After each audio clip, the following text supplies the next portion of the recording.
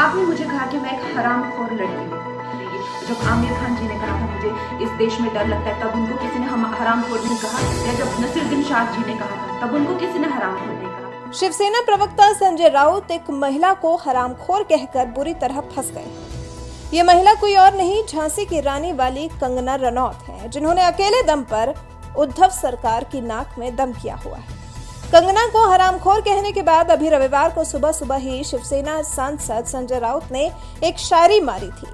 मेरी हिम्मत को परखने की गुस्ताखी न करना, पहले भी कई तूफानों का रुख मोड़ चुका हूँ। जय महाराष्ट्र। इस शायरी से अपनी हिम्मत दिखा रहे संजय राउत को शाम होते होते कंगना रनौत ने भी पलटकर जबरदस्त जवाब दिया। कंगना ने संजय राउत की मानसिकता को जिम्मेदार ठहरा दिया। संजय राउत जी, आपने मुझे कहा कि मैं एक हरामखोर लड़की हूं।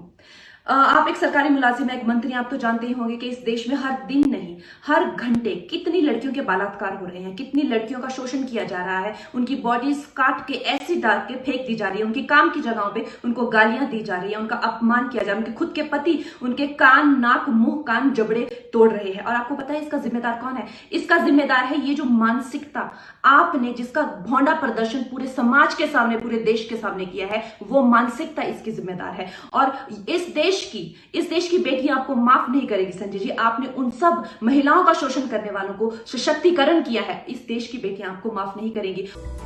कंगना रनौत यही नहीं रुकी, उन्होंने संजय राउत को लताड़ते हुए कहा, आमिर खान और नसीरुद्दीन शाह जब कहते हैं कि भारत में डर लगता है, तब तो उन्हें हरामखोर नहीं कहा गया। माफ नहीं करेंगी। जब आमिर खान जी ने कहा था मुझे इस देश में डर लगता है, तब उनको किसी ने हरामखोर नहीं कहा, या जब नसीरुद्दीन शाह जी ने कहा था तब उनको किसी ने हरामखोर नहीं कहा। जो मुंबई पुलिस की मैं तारीफ करते हुए नहीं थकती थी, आप देख लीजिए मेरे पुराने कोई भी इंटरव्यूज, आज जब वो पालघर की लिंचिंग में साधुओं को के सामने वो कुछ नहीं करते हैं, खड़े रहते हैं, या एक लाचार बाप जैसे कि सुशांत के पिताजी उनकी FIR नहीं लेते हैं, मेरी स्टेटमेंट नहीं लेते हैं, तो इस प्रशासन के चलते हुए अगर मैं उनकी निंदा करती हूं, ये मेरी अभिव्यक्ति की आजादी है, मैं उनकी निंदा करती हूं।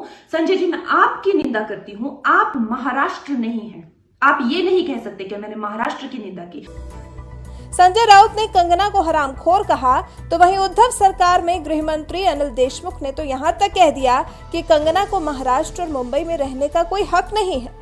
शिवसेना नेताओं के इस बोल पर भड़की कंगना रनौत ने उद्धव सरकार को ललकारते हुए कहा कि मैं आ रही हूं 9 सितंबर को, आप लोग मारिए मुझे, क्योंकि मुझे इस देश की मिट्टी का कर्ज निभाना। राष्ट्र की निंदा की। और संजय जी, मैं 9 सितंबर को आ रही हूं। आपके लोग कह रहे हैं कि आप लोग मेरा जबड़ा तोड़ देंगे, आप लोग मुझे मार डालेंगे। आप लोग मुझे मारिए, क्यों? क्योंकि इस देश की जो मिट्टी है वो ऐसे ही खून से सींच कर इस देश की जो गरिमा है और अस्मिता के लिए न जाने कितने लोगों ने अपनी जान दी है। और हम भी देंगे संजय जी, हम भी देंगे, क्योंकि हमको भी वो कर्ज निभाना है। मिलते हैं 9 सितंबर को। जय हिंद, जय महाराष्ट्र। बता दें, शिवसेना के विधायक प्रताप सरनैक ही हैं जिन्होंने कहा है कि कंगना रनौत के खिलाफ देशद्रोह का केस दर्ज किया जाना चाहिए। उन्होंने बताया कि संजय राउत ने सलाह दी है कि अगर कंगना 9 सितंबर को मुंबई आती है तो शिवसेना के महिला कार्यकर्ताएं उन्हें थप्पड़ जड़ेंगे। शिवसेना विधायक के इस बयान के बाद राष्ट्रीय महिला आयोग के अध्यक्ष रेखा शर्मा ने उनकी गिरफ्तारी की मांग की है।